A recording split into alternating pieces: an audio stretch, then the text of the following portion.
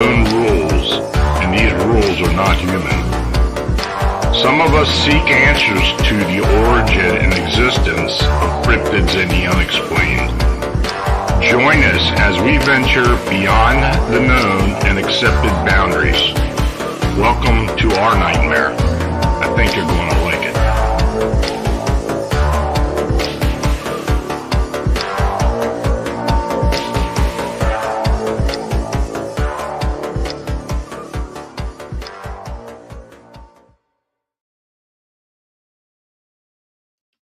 Hey, folks, good evening, and welcome to Phantoms and Monsters Radio Personal Reports.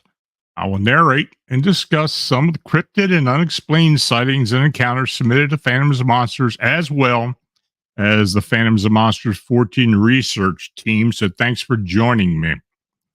Now, the Phantoms and Monsters radio channel is made possible by you clicking on the subscribe and like button, and by you sharing our programming. Super chat and super thanks donations are always appreciated.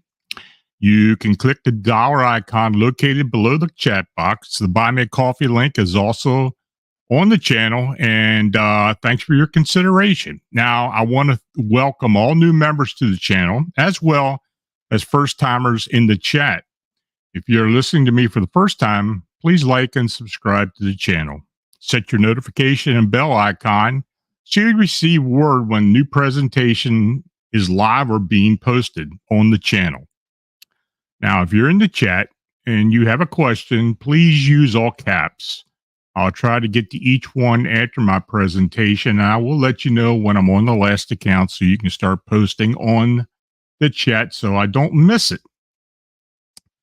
So tonight we're going to be talking about alien medicine, alien healers. You know, over time, there have been various accounts of extraterrestrials or alien beings assisting in healing afflicted humans. Now, many of the accounts are hard to fathom. There are a few that make one wonder about the authenticity of the claims. I suppose it may be a matter of faith, actually. Religious people would believe that a divine spirit interceded and performed a miracle. Folks who reject traditional organized religion, including many who refer to themselves as spiritual like myself, may state that divine healing is extraterrestrial intervention. I realize that the example I'm about to detail are just a small sample of the claims available, though I have had direct contact with each of these experiencers I'm going to detail tonight. So relax, listen, and contemplate the accounts. I will present the report in detail, and afterward I'll attempt to answer your questions from the chat. So the first account, a British woman recalls her experience with alien beings and a surgical procedure that she endured during an abduction. She believes that the aliens saved her life as a result. She states, I'm back home in the UK in my little cottage with my baby boy. I just put him down for a nap, and I was pottering around when I developed severe pain in my tummy. I went down like a bag of potatoes. I couldn't stand. The pain was so intense that I thought I was dying. All I kept thinking of was my son and who would love him and care for him if I wasn't here. Now, after a few minutes, the pain went away as quickly as it came on.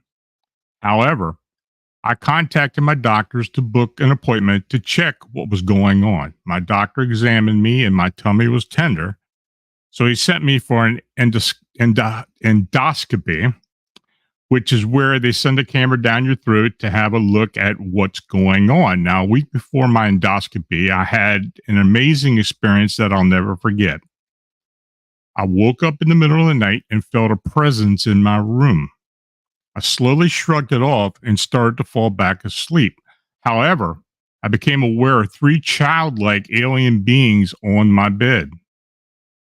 I didn't feel scared, and I stood up and I held hands with 2 of them, one on one side of me and the other 2 aliens on the other side of me. My bedroom wall then started to spin and turned into a portal, and all 4 of us walked through. We came to a massive room with lines of computers and large computer screens on the main wall, which very much set up like the NASA Mission Control Center, but instead of humans at each computer, there were aliens. The room was white. Everything was white. And on the large screen on the main wall, there was a famous male celebrity. And I knew that they were studying this male celebrity.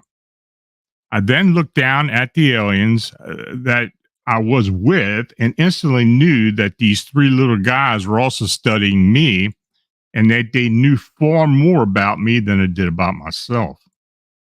They had been studying me right from the beginning of my life on Earth.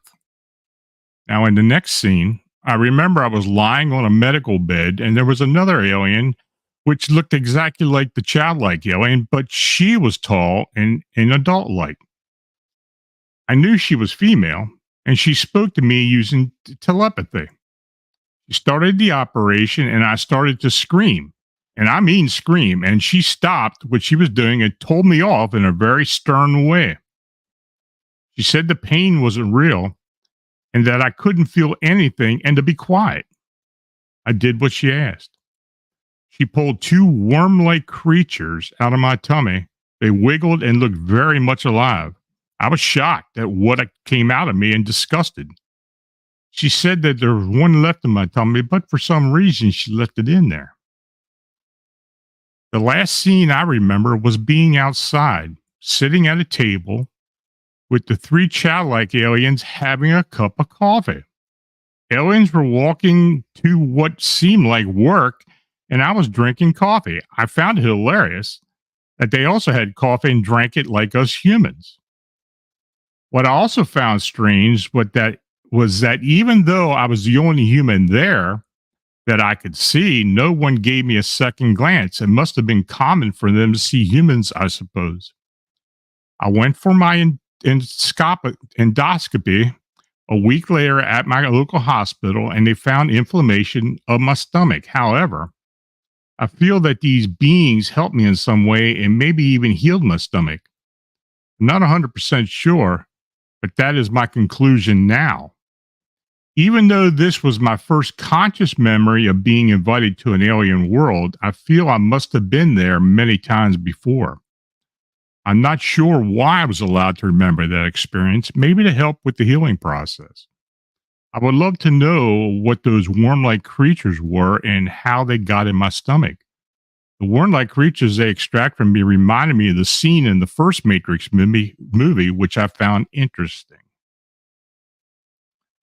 So in this next account, a Florida mother relates an experience that she and her daughter had with three tall, hooded humanoids who visited them one night and cured her daughter's inoperable brain cancer. I recently came across your blog. I read about Marie in Puerto Rico and a few other experiencers who were cured of terminal illnesses by unknown humanoids or extraterrestrials. And I'll get to Marie's account a little bit later. I wanted to add our experience to the record. Please do not use my name. We live near Orlando, Florida.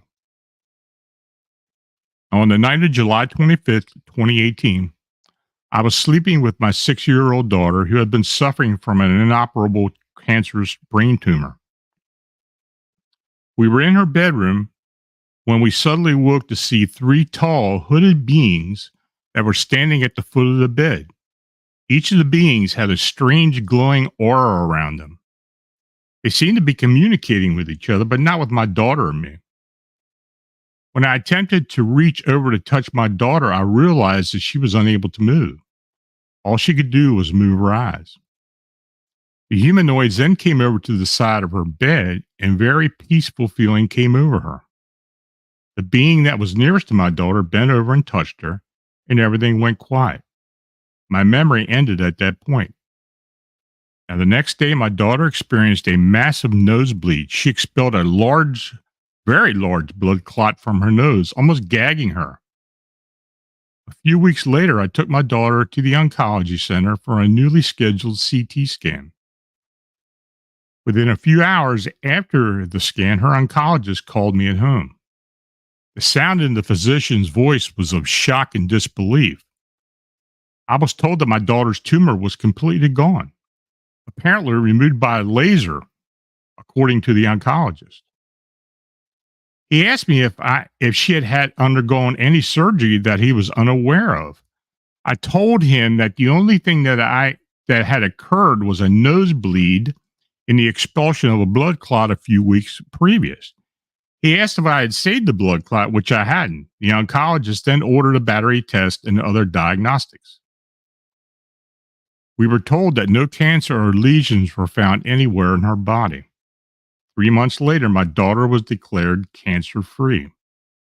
It's been 4 years since the diagnosis, and my daughter is very healthy and active. I talked to a woman in Tampa, Florida, a few years ago who told me of a similar encounter that she had experienced. She had stage 4 colon cancer that had metastasized throughout her body, including her brain. She described the 3 hooded humanoids that had visited her at home. Her cancer was totally removed. We are living proof that these incidents and miracles occur. Now, I had an interesting conversation with this witness who I'll call Kay. I was curious if these humanoids had returned and if she and her daughter had experienced other anomalous activity. She stated that nothing else had occurred and that the oncologist had never told, she never told the oncologist about the humanoid encounter that they had. And frankly, she doubts that the oncologist would have believed her anyway. So I mentioned Maria before. So starting in 2008, I was corresponding with a woman named Maria M. Rivera who lived with her family in Aguada, Puerto Rico. For many years, Maria and her family had been dealing with unknown humanoids in and around their property, which was surrounded by rainforest. This case was followed by my involvement with David Eckhart's family home infestation and abductions. And David was also a beneficiary of a series of surgical procedures that permanently corrected a debilitating arthritic condition. Mrs. Rivera was another abductee who was unable to convince ufologists of her experience until I started to report on her incidents. Now, her encounters started in November 2005 and lasted until late 2007. She had documented many of her experiences and sightings, including the following claim. She states, in this house where we live now, on November 3rd, 2007, at approximately 2 a.m., while in bed before I fell asleep, I saw a small bluish green neon light about the size of a penny coming from the window, moving through the bedroom in the dark, and I was being paralyzed while looking at it. Suddenly, my bed was surrounded by those creatures. Obviously, I was made unconscious because when I opened my eyes, I found myself naked in a different cold room and lying face up on a very cold stainless steel platform. This platform seemed to be floating on the air without legs or anything supporting it. It was narrow enough that each of my arms hung on each side. Still feeling paralyzed but conscious, they commenced injecting me with a long needle or something. I begged them with my thoughts to please not do it, but they ignored me.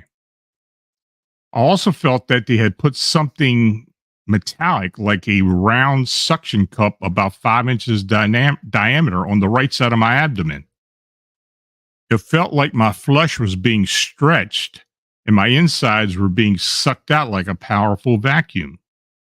I was in excruciating pain when they did that, but I was unable to scream or move. About 5 or 6 creatures surrounded the platform, one being taller than the others, and the rest were the short grays I previously saw in my backyard. This time, they were not communicating telepathically among themselves because I heard a weird, incoherent mumbling sound coming from them. However, I didn't see their mouths move. I remember calling them Marcianos or Martians.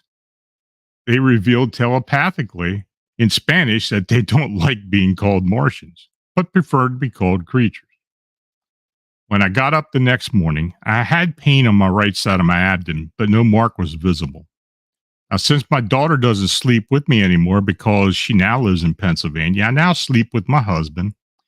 He keeps telling me to wake him up when it happens, but I could not move or speak. Many times he stays awake late at night in bed, but nothing happens, so he falls asleep. I do, however, feel I have a sense of when they're around. Now, it's important to note here that I've had ovarian cancer and have had several operations to remove parts of my intestines.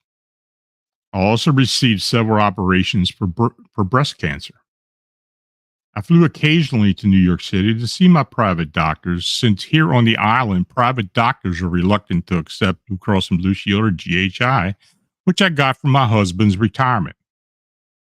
I was informed by the doctors in New York that the cancer had returned and that I urgently needed another operation. I used to be in constant stomach pain and noticed blood when I went to the bathroom. It was not the first time. The cancer had recurred before, and they operated on me after each recurrence. But after the encounter with those creatures on April 8th, 2007, I returned to New York.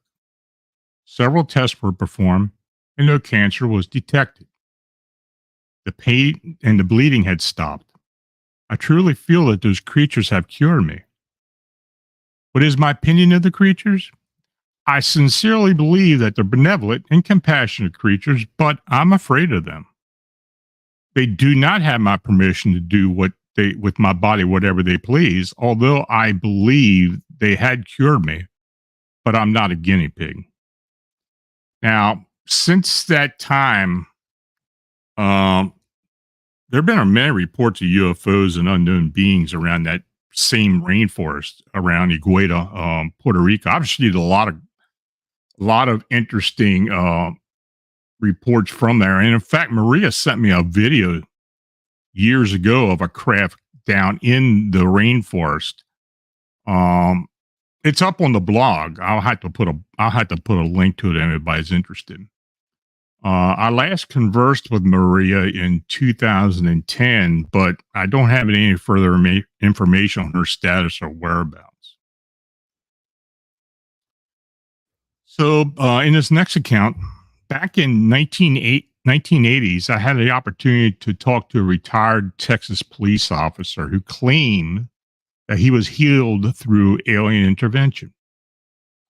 Now, on September 3rd, 1965, two police officers, Patrol Deputy Robert W. Good and Chief Deputy Billy McCoy, were driving along Highway 36 south in Damon, Texas. The two officers were returning from a high school football game. Now, Deputy Good was suffering from a painful, although minor, injury. He had been bitten in the left index finger by his son's pet baby alligator. The finger was red and swollen. Suddenly, Chief Deputy McCoy saw strange lights rising from the right side of the road. He pulled the patrol car off the road and pointed out the lights to Deputy Good. When Good looked, he saw the lights as well. At this point, the lights moved towards the police officers. They couldn't see any detail until the lights were very close. The object approached closer and shone down a beam of light on the officers. As McCoy says, the inside of the car was lit up by the bright light. Now, Good's left arm with the injured finger was hanging outside of the window when the beam struck. As Good said, I could feel the heat from the light. We got out of there. It was shortly after they left the area that Good noticed that his finger was no longer throbbing in pain.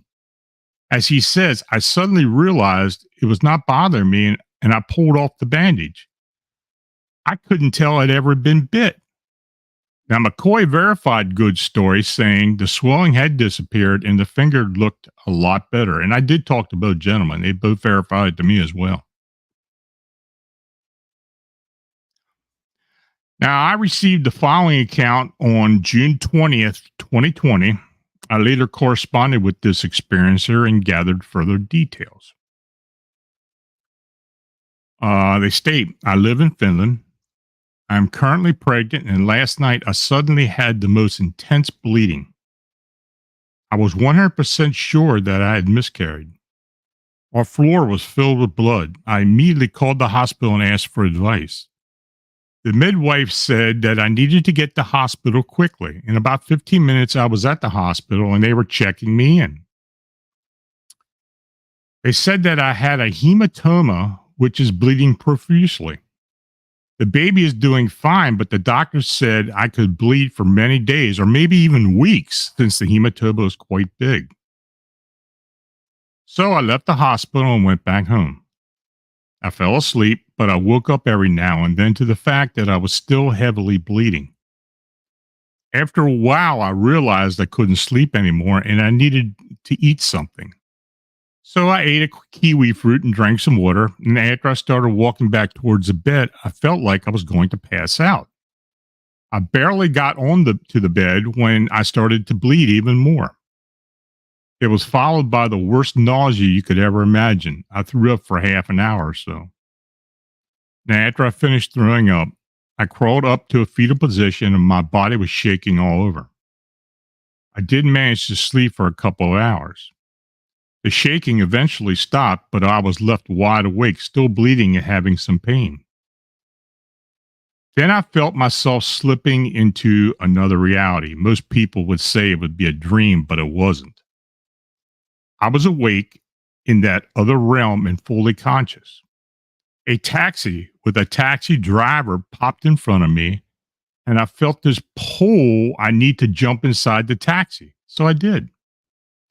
Immediately, I noticed that the taxi wasn't a taxi and the driver was not human. He spoke to me telepathically. He drove to a certain location, stopped the car, and I felt I needed to get out of the vehicle. When I was out, he walked next to me and put his arm around me. He telepathically told me that I'm safe and it'll be okay. He also told me to raise my right hand, and as I did, he put his left hand towards it. I could feel a force field surrounding the palm of his hand, and then he put his hands and fingers together. He sent me energy or something. I'm not sure what it was, but I could feel it, and I knew it was healing me. Then he put his left hand palm against my tummy and uterus and sent those same healing vibes. It was unlike anything I ever felt on earth. Then he told me that it's better and if I'm unconscious. So I immediately blacked out. The feeling I was left with was immense peace and the sense of otherworldly protection. After the experience, the bleeding was almost totally gone. Some light bleeding was left, but it was very light compared to what had been before. Almost non-existent. There was no pain left, no nausea. The bleeding is now totally gone. All this happened less than 12 hours ago. The fake taxi and the fake human appearance of the driver looked like camouflage of some kind. Like he wanted to present himself to me in that way for some reason. Maybe he didn't want to be scared. I'm not sure. You know, it's interesting. I think I was grateful that she got a hold of me so quickly or wrote to me so quickly. And then I talked to her about 2 days later. I had trouble getting a hold of her. But anyway, she stated everything she had put in the email. So, yeah, she really did believe that she was healed. And this taxi driver or whoever it was gave her some type of force field that actually healed her. So I'm going to read the last account. So if you have any questions, please post it in caps on the chat. In 1996, I received a telephone call from a woman who lived in Portland, Oregon, who claimed that alien intervention may have saved her life. On August 7th, 1989, a real estate broker, Katarina Wilson of Portland, Oregon, was injured by a nearby lightning strike while staying in Pensacola, Florida. She knew that she had been injured by the strike, but decided to wait until morning in the hopes that her condition would improve. Now, that night, Katarina was taken aboard a UFO. She woke up to find herself lying on a table, suffering from excruciating chest pains. As Katarina watched from a disassociated state, gray type aliens cut a square into her chest and attached a black mechanism with several extensions to the hole in her chest. When the pain became particularly intense, the aliens telepathically told her, "We are repairing your heart. You will be okay now." The next morning, Katarina woke up with a sore chest, but was otherwise healthy. As she says, "The first thing I did when I got out of bed was look for a scar of a square cut in my chest. I found nothing. No blood on my sheets and no scar. My chest was sore throughout the day, but it was not as sore as I would have expected it to be after such a radical operation. I believe this machine that had over my head was realigning the electrochemical impulses in my heart because it had been altered by the lightning. Somehow, I believe the aliens were repairing the damage the high voltage of the lightning had done to my heart." Now, Katarina reports that she has undergone many operations at the hands of the aliens. Now, she says, "They had performed surgery on me many, many times. It was shocking to remember the different times the aliens had performed surgery on me. What could the aliens be doing to me that would require my having surgery so often? It's not the first time I felt I may be part of a huge experiment." So, folks, you got questions, put them up there and we'll see what we can do. Mortal Clown, thank you for the donation. Robo 1776, thank you for the donation as well.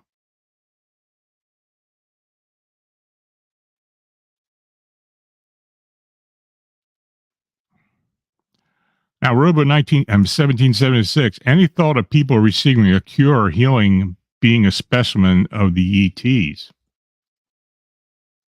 Not necessarily in those accounts that I had read tonight, but I believe so in David Eckhart's case. If you read my book, David explains a lot of different things that he saw performed by the reptilians, and those are the beings that were involved with his encounters. I do believe that maybe many of these folks are considered specimens. There's a lot of people that claim to have been abducted several times and have gone through many, many different types of procedures. So could they be considered specimens? I don't know. But it's an interesting question. Marla Snyder, do you feel that these are experiments or true benevolent acts? I think in most of these cases that I've read, I think those were benevolent. There have been others, and I will definitely dig those up and read them on here as well at some point, of intervention by some beings that does seem to be more of an experiment. Are they malevolent? I don't know if they're malevolent, but in many cases, it does seem that they don't really care how the human feels, or if they're in pain or whatever. Kind of the thing from nightmares, I guess. But I don't know. But I do have some, so I will dig some of those out, and we'll discuss them at another time. Thomas Carroll asked, could some medical breakthroughs have been facilitated by the ETs? I believe so. I haven't talked to a doctor or a researcher or a medical researcher who has come forward and said that they got their knowledge from an ET.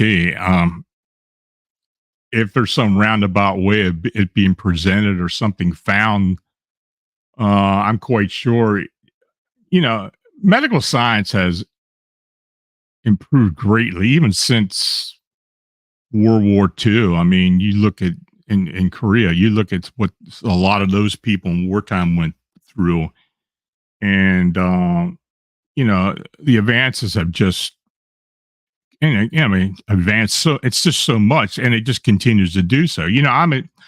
As many times as I've been in a hospital and been under the knife, I'm amazed each time I go in to how much different things have evolved over my past 65 years, or it is truly amazing. um I think they do provide some type of medical breakthroughs. Some of the things I've heard over time, I tend to believe that they have helped.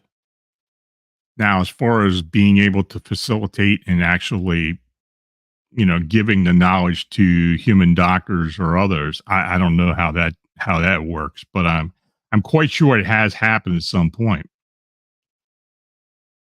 Mortal Clown, do you think ETs are the same as angels? Absolutely, I do, and I do as well, because you and I have talked about it many times. Um, I think let's put it this way: I think angels, or those angels that are around us, are probably in the same realm as what you would consider an ET. Now, there's ET, ultra-terrestrials, other types of extraterrestrials or beings from, if they come from the same place or they come from an otherworldly existence, we don't really know that. But I believe, for the most part, that these beings are benevolent. I'm pretty sure the angels are, for the most part. I have talked many times about using angels. Um, it's something I'm actually working on now for a show, to exclusively on angels and in cases I've been involved with angels, and some of the things I have seen. Yeah, so I guess that's about the extent I can answer that at this point. But yeah, I think there is a correlation between these beings.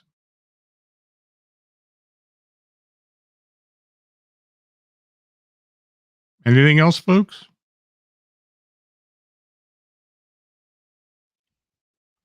Well, I want to thank each and all of you for watching and chatting. If you donated, it's truly appreciated. Your support's what makes all this possible. Please like, subscribe, and share. And if you have a sighting or encounter report that you'd like to be considered for the personal report show, or posted on Phantoms Monster, feel free to contact me at Lon Strickler at phantomsandmonsters.com. So until we meet again, have a really good weekend. Enjoy yourself. And next week, I think we're going to do an interview next week. So I don't know exactly how we're going to do it yet, but I think it's going to involve something to do with the Chicago Mothman sightings and some other things we've got lined up. So I'll have it all up in a couple days, and then you'll all know. So you all have a good weekend. Take care. Talk soon.